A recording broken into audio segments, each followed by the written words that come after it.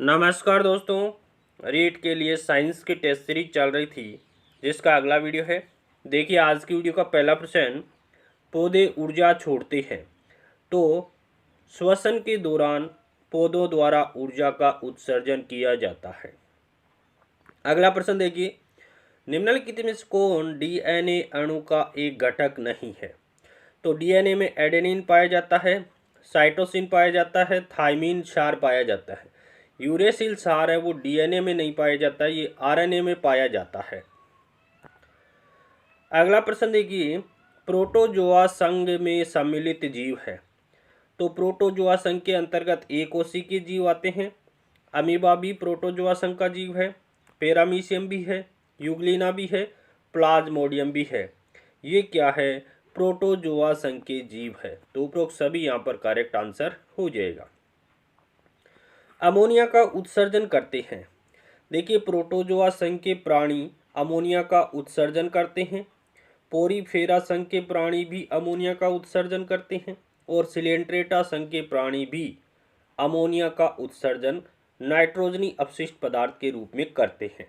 तो option the यहाँ पर राइट हो जाएगा। अगले प्रश्न की बात करें कि क्वांटम संख्या के 4 प्रकार कौन कौन से हैं। तो देखिए, मुख्य क्वांटम संख्या, द्विगणसी क्वांटम संख्या, चुंबकीय क्वांटम संख्या और चक्रण क्वांटम संख्या, ये 4 प्रकार है। किसकी? क्वांटम संख्या की ये 4 प्रकार है। कौन कौन से? मुख्य क्वांटम संख्या जिसको n से प्रदर्शित करते हैं, द्विगणसी क्वांटम संख्या जिसे l से प्रदर्शित करते हैं, चुंबकीय क्वांटम संख्या जिसे m से प्रदर्शित करते हैं और चक्रण क्वांटम संख्या जिसे s से प्रदर्शित करते हैं। देखिए मुख्य क्वांटम संख्या क्या बताती है? तो इलेक्ट्रॉन की स्थिति का पता किससे चलता है?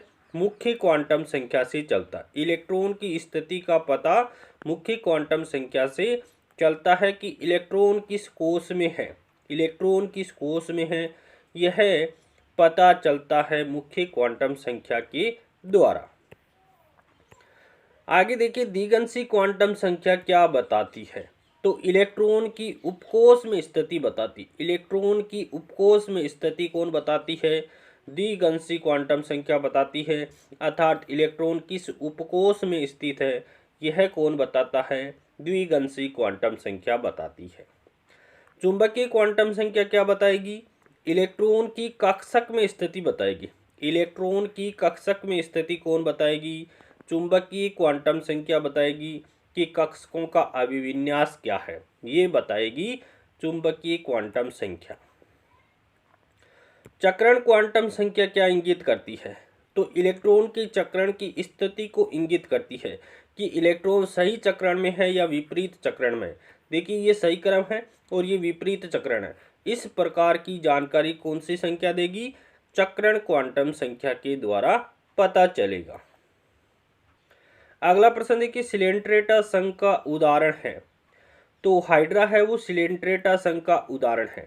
हाइड्रा सिलेंट्रेटा संघ का उदाहरण है। पेरामीशियम प्रोटोजोआ संघ का प्राणी है। पक्षी एवीज वर्ग के अंतर्गत आते हैं और साइकोन है वो पोरीफेरा संघ का प्राणी है, एक छिद्रधारी जीव है। अगला प्रश्न देखते हैं, निम्न में से कौन सी गैस रंगीन होती है? देखिए नाइट्रोजन वायु में पाई जाती है, 78% कलरलेस होती है क्योंकि दिखाई नहीं देती है। हाइड्रोजन भी वायुमंडल में होती है, ऑक्सीजन भी वायुमंडल में होती है, तो ये रंगहीन होती है। क्लोरीन वायुमंडल में नहीं पाई जाती है, तो ये रंगीन होती है। और रंग कैसा होता है? इसका हरा पीला रंग होता है। क्लोरीन का रंग हरा पीला होता है। अगला प्रश्न देखिए, ड्यूरेलियम एक मिश्र धातु है। तो ये एल्यूमिनियम और मैग्नीशियम की मिश्र धातु है। एल्यूमिनियम और मैग्नीशियम की मिश्र धातु को क्या कहते हैं? ड्यूरेलियम कहते हैं। पीतल है वो कॉपर जिंक की मिश्र धातु है। कांसा कॉपर टिन की मिश्र धातु और टांका या सोल्डर है वो PbSn की मिश्र धातु है। अगला प्रश्न देखिए, इंसुलिन है। तो इंसुलिन क्या है? इंसुलिन एक हार्मोन है जो अग्नाशय की ग्रंथि के द्वारा स्रावित होता है। अगले प्रश्न की बात करें कि इंसुलिन है, तो इंसुलिन एक प्रकार का प्रोटीन है। इंसुलिन क्या है? एक प्रकार का प्रोटीन है।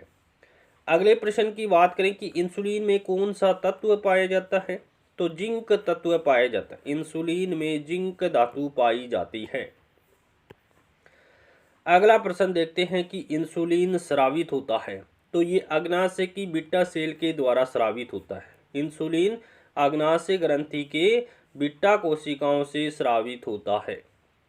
अगला प्रश्न है इंसुलिन है तो ये जल में विलेय है, जल में घुलनशील होता है। कौन? इंसुलिन हार्मोन है वो जल में घुलनशील होता है।